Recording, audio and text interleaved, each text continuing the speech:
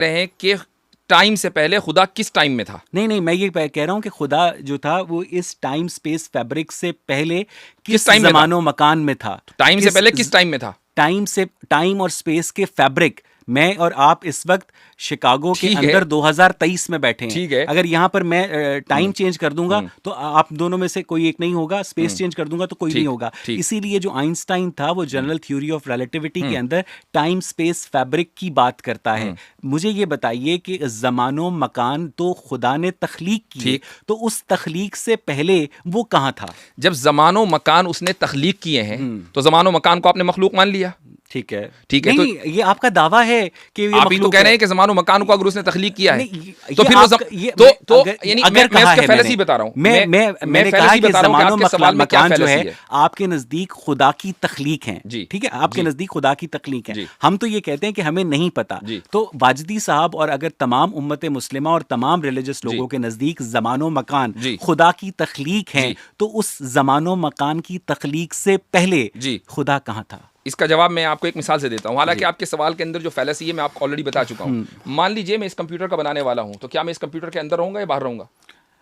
Sir असल में ये जो कंप्यूटर है ना, ये टाइम और स्पेस फैब्रिक के अंदर एग्जिस्ट करता है। लेकिन इसके बावजूद और मैं भी करता हूं बड़ी मासूम वाली मिसाल नहीं, मैं भी करता हूं। बहुत मासूम मिसाल है सर, ये मासूम लोगों को समझाने के लिए भाई। अब आप ये देखिए, हम बहुत ही मासूम हैं। सुन लीजिए, देखिए आप मुझे बोलने नहीं दे रहे, मैं अपनी बात मुकम्मल कर लूं कि जब हम दोनों टाइम और स्पेस के अंदर एग्जिस्ट करते हैं उसके फैब्रिक में, और मैं इस चीज को बनाने के बावजूद इसके बाहर हूं, तो जो इस पूरे फैब्रिक को बनाने वाला है उस फैब्रिक में कैसे होगा? मैं यही तो बता रहा हूं कि ये आपके दावे की फैलेसी है, क्योंकि मेरी लेट मी कंप्लीट सर, क्योंकि इससे ना वो फिर वो खलते मबहस हो जाएगा। मैं ये जो कंप्यूटर की जो आपने मिसाल दी है वो इसलिए सादिक नहीं आती मेरी राय में वाजदी भाई, कि जो कंप्यूटर है वो टाइम और स्पेस के अंदर एग्जिस्ट करता है और आप भी टाइम और स्पेस के अंदर एग्जिस्ट करते हैं। लेकिन ये जो यूनिवर्स है ना, ये टाइम और स्पेस की एग्जिस्टेंस का शाहकार है।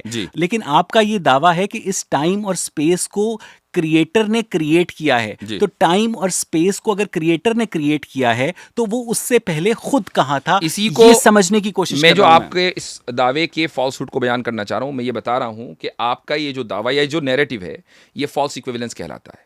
चूंकि आपने क्रिएटर को अपने जैसा समझा कि जैसे आप टाइम और स्पेस की फैब्रिक में है तो क्रिएटर भी किसी ना किसी टाइम स्पेस की फैब्रिक में होगा। यही फॉल्स इक्विवेलेंस है। इसी को अरबी में क़ियासुल गाइब अल शाहिद कहा जाता है। इसलिए और यही चीज बुनियादी तौर पर गलत है कि जब हमारा हो सकता है मैं यही समझ जाऊं तो मैं बस अपना सारा मुकदमा वापस ले लूं।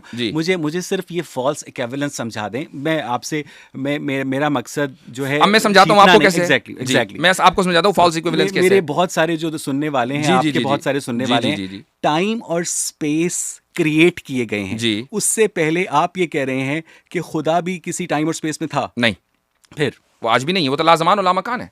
यानी वो नहीं है, वो लाज़मान और लामकान खुसूसियात ना होने की होती हैं सर। ये लाज़मान और लामकान है। जी नहीं, ये इसीलिए मैं कह रहा हूं कि ये जो खुसूसियात ना होने की होती हैं ये मादी चीज के ना होने की खुसूसियात होती हैं। हम खुदा को मादी नहीं मानते। अच्छा, वो मादी नहीं है? बिल्कुल नहीं है। अगर वो मादी होता तो वो किसी न किसी ज़मानो मकान में होता। वो मादे का क्रिएटर है। चूंकि अगर वो मादी होगा, अब मैं आपको बताता हूं क्यों नहीं है। अगर वो मादी होगा तो उसका भी कोई ना कोई क्रिएटर होगा, और अगर उसका भी वो भी मादी होगा और उसका भी कोई ना कोई क्रिएटर होगा। इसी को आप कहते हैं इन्फिनिट रिग्रेस। तो क्या आप इन्फिनिट रिग्रेस को फैलेसी नहीं मानते? जी बिल्कुल मानते हैं। मुझे ये बताइए